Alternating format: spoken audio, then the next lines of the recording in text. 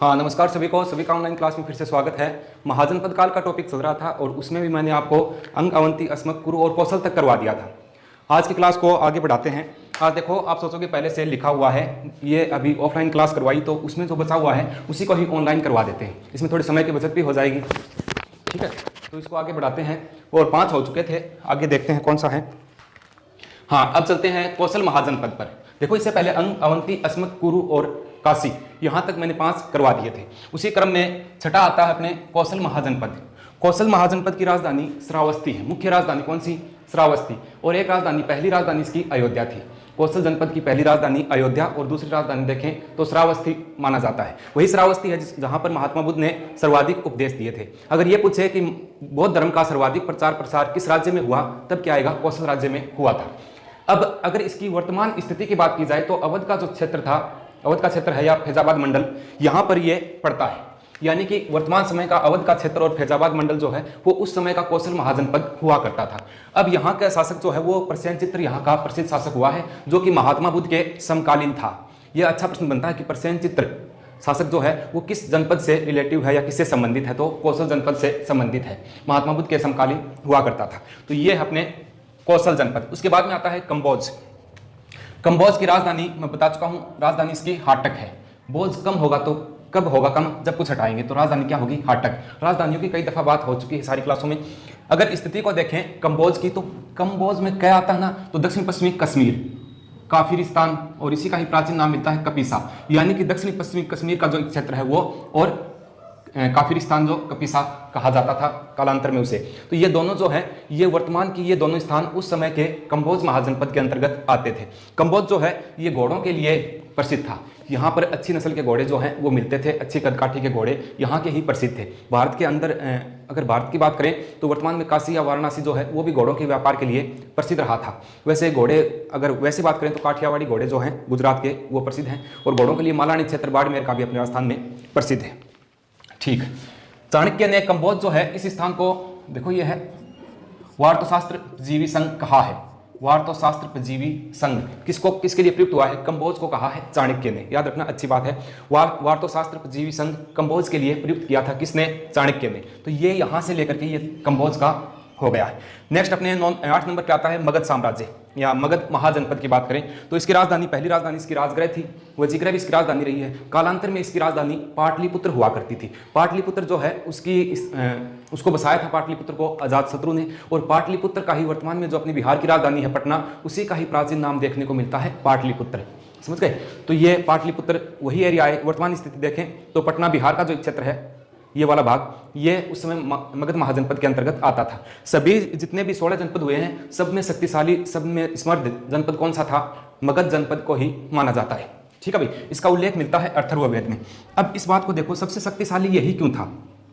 एक बार UGC net में question आया था कि निम्नलिखित में से वह जनपद कौन सा है जिसने संपूर्ण भारत पर राज किया, तो मगध महाजनपद ही था। अब ये इतना समर्थ क्यों था? देखो, मैं थोड़ा सा आपको वापिस हिंट बताना पड़ेगा इसके बारे में, थोड़ा इसके संदर्भ में एक बार थोड़ा सा मैथ के हिसाब से समझेंगे। मगध ही क्यों पनपा, बाकी और इतने सफल नहीं हुए? क्या रीजन था इसके पीछे, ये देखते हैं एक बार। मान लो, सपोज कर लो ये इंडिया है, ठीक है। मगध कहाँ पड़ता है? यहाँ पर पड़ता है मगध, ठीक है। ये मगध है, ये क्या है? मगध महाजनपद। अब ये तीनों ओर से तो प्राकृतिक रूप से इसको प्रकृति ही सुरक्षा दे रही थी। इधर तो क्या आ गया? हिमालय आ गया, और हिमालय में भी यहाँ पर वर्जगिरी की पहाड़ियां पड़ती हैं, उनसे गिरा हुआ था। इधर बंगाल की खाड़ी हो गई, ठीक है भाई, बंगाल की खाड़ी, और इधर क्या हो गया? अरब सागर। तो आप ये अनुमान लगाओ कि इधर से भी कोई आक्रमण नहीं कर सकता, जल का एरिया इधर से भी नहीं होता, इधर हिमालय आ गया। कहने का मतलब ये था, मगध ऐसा साम्राज्य था या ऐसी उसकी जो भौगोलिक स्थिति इस प्रकार की थी कि 3 ओर से तो वो प्राकृतिक रूप से अपने आप प्रकृति उसकी सुरक्षा कर रही थी। तो 3 ओर से घिरा होने के कारण इसके बाहरी आक्रमण का भय कम था। दूसरा, ये पठारी इलाके का भाग था। ये जो इलाका था ये पठारी था, और यहाँ पर लोहे की खानें खूब थी। लोहे की खान जो है ये बनी हुई थी इस इलाके में। लोहे की खान का क्या मतलब हुआ सर, ये बताओ।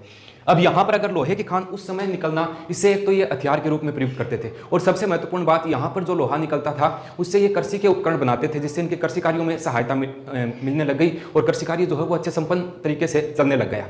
ठीक है, इससे अगर कृषि कार्य होगा तो आर्थिक स्थिति मजबूत हो गई। आर्थिक स्थिति मजबूत होने के कारण इन्होंने अपनी राजनीतिक यानी कि साम्राज्यवादी नीति जो है उसको और बढ़ाना शुरू कर दिया। तो ये बात हो गई। एक तो तीनों ओर से प्रकृति ने इसको सुरक्षा दे रखी थी, और यहाँ पर लोहे की खानें थी, और ये जो भाग था मगध का, ये यहाँ पर 3 नदियां मिलती थी, दोआब के क्षेत्र के आसपास का था।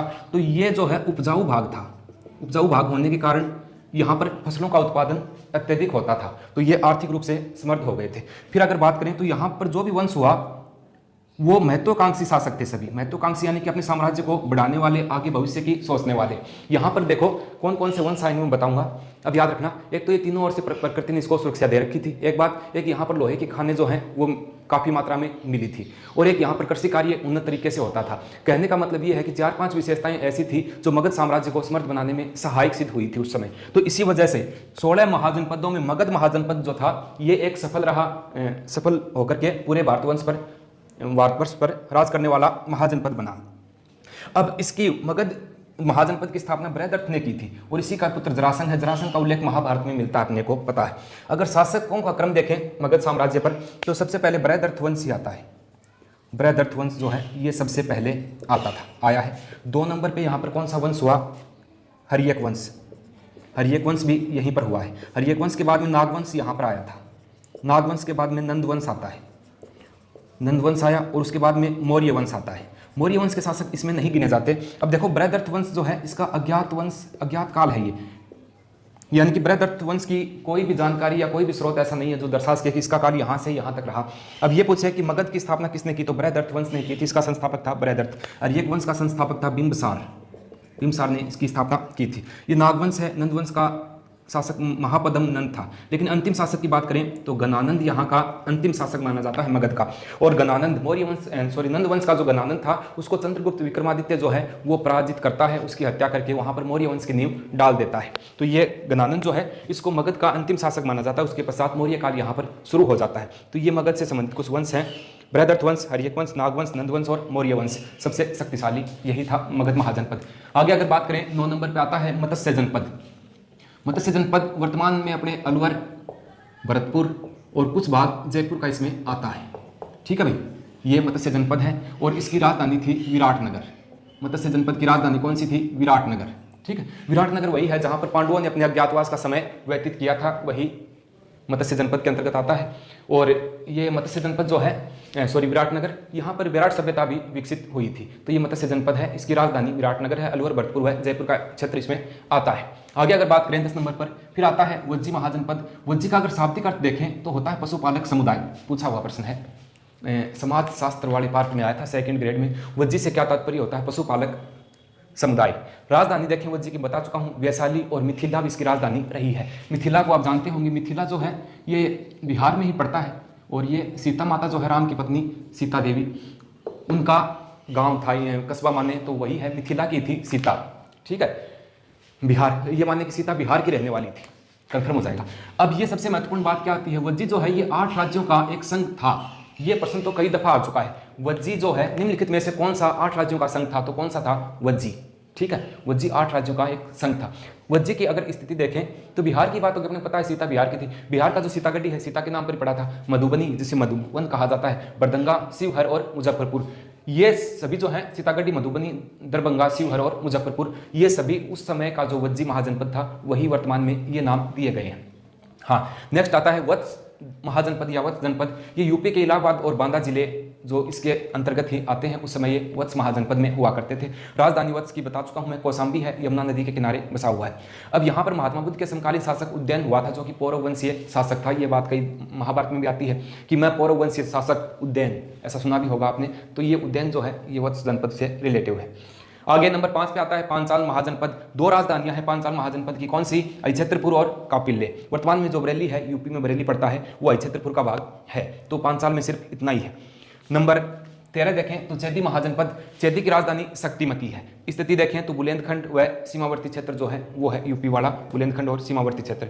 यहाँ एक राजा था शिशुपाल, प्रसिद्ध शासक। ये पूछे प्रसिद्ध शासक शिशुपाल का संबंध किस महाजनपद से है, तो चेदी महाजनपद से रहेगा। याद रखना एक रचना भी है शिशुपाल वध, शिशुपाल वध प्रसिद्ध रचना है भी, किसकी है, महाकवि माघ की है, महाकवि माघ की रचना है।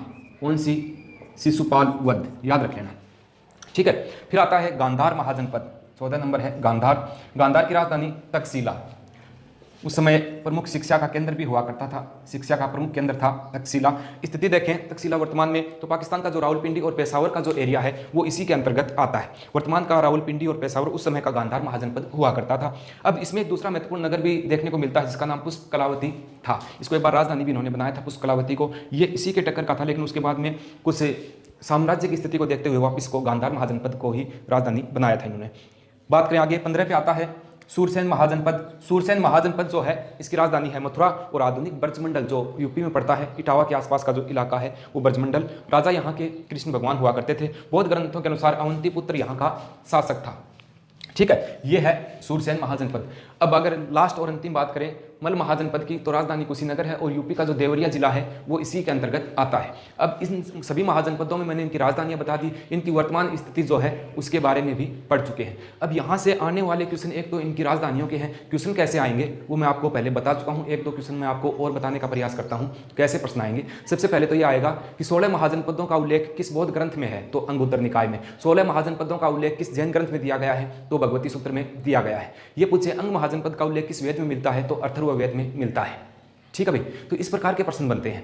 अब ये पूछे कि पंचमार्क कौन से सिक्कों से ज्ञात होता है कि 16 महाजनपद थे, तो पंचमार्क सिक्के या आहत सिक्के जो हैं वो इसको दर्शाते हैं। ये भी पूछ सकते हैं महाजनपद का काल कब से कब तक रहा है। ये भी पूछ सकते हैं कि दक्षिणी भारत का एकमात्र महाजनपद कौन सा था। ये भी प्रश्न आ सकता है कि निम्नलिखित में से भारत से बाहर स्थित जनपद कौन से हैं, कंबोज और गांधार है।